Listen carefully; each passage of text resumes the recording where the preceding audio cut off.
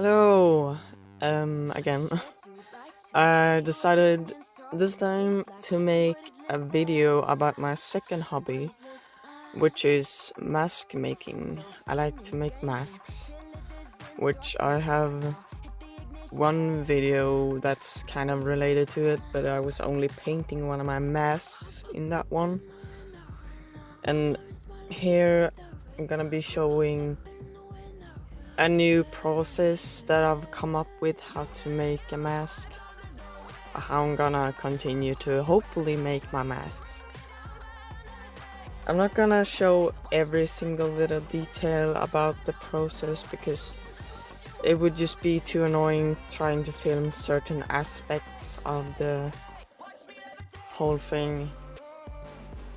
But this first half of this process is not really gonna be anything about making the mask. I'm just gonna be sculpting the model for the mask, and then when I'm done with sculpting the model, I'm gonna be sanding it down to make the area smooth so I can get as good of a finished look when I'm actually gonna use it to make the mask, which I'm gonna be using a moldable plastic, type of moldable plastic.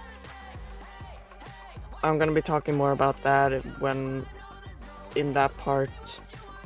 There's probably gonna be 4 parts. The 2 first ones are gonna be about the sculpting, and the last ones are gonna be about the making of the mask and the painting. I'm gonna be painting it obviously, and I'm gonna be filming it. But anyways, I tried to cut out as much as possible, as much unnecessary stuff out of these clips as I could. So I'm only showing what I think is the most important parts, and that's just showing me laying on the clay, this special type of clay that's actually not usual. It's not a regular clay. It's called Apoxie Sculpt. I think I showed it in the beginning. Yeah, I'm pretty sure I showed the packaging of it, and it's called Apoxie Sculpt, as I said, and it's 2 parts. Part A and Part B, and you just combine those 2 equal amounts of both parts, and then you mix it until the both of them are equally mixed, so it's just an even shade, and you can't see the 2 different shades because they do have different shades. And it's basically a chemical reaction that occurs when you mix them both. That reaction will cause the clay to harden. You have like about, I would say, a good amount of time, but you have to be pretty fast. You can't be too slow when you sculpt, because after a while the clay will start to get hard and less workable. But I really like it because it's quite durable, and I just prefer it over just regular clay, air dry clay, or polymer clay. You know, the type of clay that you have to bake in the oven to save what you have actually sculpted to make it hard. Yeah, I prefer Apoxie Sculpt over that because I don't own an oven, and I really don't like working with the oven clay. Oven clay, that's not what it's called, but the other types of clay, because I just think you have more control with Apoxie Sculpt. I kind of lose my patience with the other types because they're a little bit more trickier. Not to say that Apoxie Sculpt is easy by any means to sculpt with. Yeah, what I'm doing here is I'm just trying to even out the areas of the base, the space I created through actually making it through from one of my already existing masks. I used put some plastic wrap in the mask, and then I pushed clay, a thin layer of clay within the mask to make like a shell, and then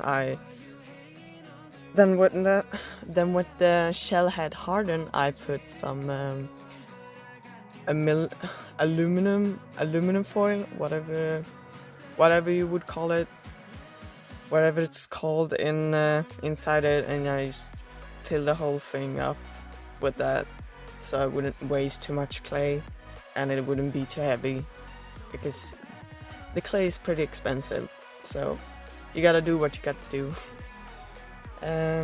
Yeah, probably will put up a picture of the mask that I used for the base. It was the only mask that I could use, because my other masks have stuff in them that would make it a bit uneven. So yeah, and here this thing that I'm doing right now is kind of stupid. I actually could have used hot glue, you know, the glue that you have for your hot glue gun, your glue gun, whatever it's called, instead of putting holes in the base, in the model. Just put some barbecue sticks through those holes, and then put the aluminum foil on top of that. Pushed it down on top of those barbecue sticks. I mean, it would have been a little bit messier, depending. It wouldn't have been too messy, and I think the glue would have stuck to the clay, to the hardened surface of the clay. But I don't have much hot glue, that type of glue left, so that's probably why I decided to do this instead. This weird technique, I guess you would call it that. Yeah, I'm just trying to use the aluminum foil to yet again save some clay and just shape out the bigger shapes of the mask or of the model. So as I said, don't have to waste the clay on that, and then just put the clay on top of it, so less waste. Yeah, I put way too many holes for the mouth area where you can see a drawn teeth there. I actually didn't use all of those holes. I did not need to make those holes, I did not need to make as many holes as I did, but you live and you learn. Yeah, this first part is gonna maybe be a bit boring, because there's not gonna be too much detail work. It's just gonna be rough shaping, or shape out the rough shapes. Shape out the rough shapes. Just bulking that model up to then later put all the details on it. But I think I will probably stop talking now and just let you enjoy a time lapse, I think it's called, with some music. So I'll see you later in this first part. I actually forgot to mention that I thought it would be good to mention that the clay is I can't speak to work with it. To make it easy to work with it, you got to use water to make it not stick to your hands. That's usually how it is. And not like, if you have sensitive skin, I would recommend you to use gloves.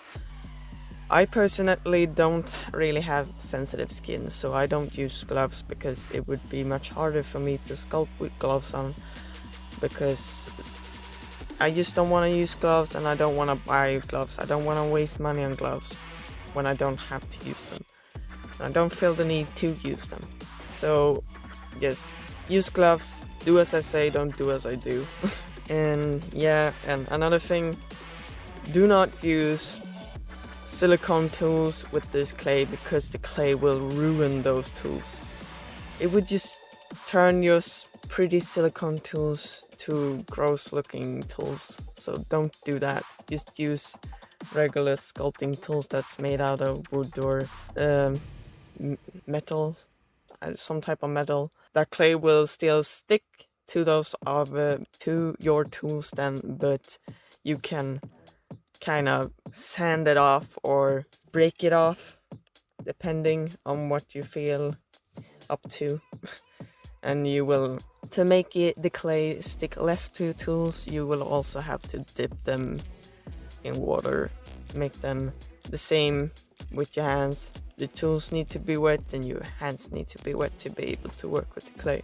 Sorry for rambling so much or popping in again, but I thought that was just important to mention. Bye bye.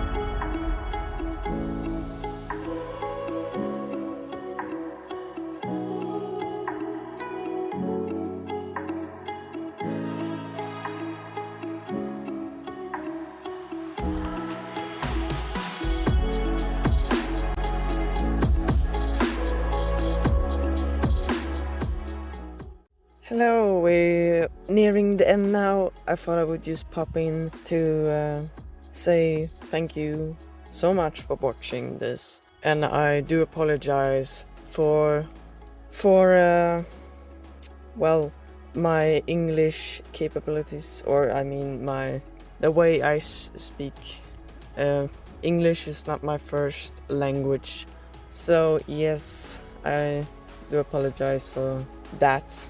I don't really know what more to say about it, but yes, yeah, thank you very much for sticking through, or if you stuck through the whole thing. And the next part is probably not gonna be too, or I mean the parts are probably not gonna be too far apart, I hope. So it won't be that long of a time. It won't be such a long wait till the next part.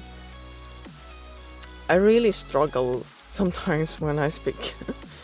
It's just because I'm talking in English, but if I would be talking in my own language, then it would, sometimes I do struggle even then. But yes, I don't think I have anything else to say. Anyways, goodbye and have a great night or day.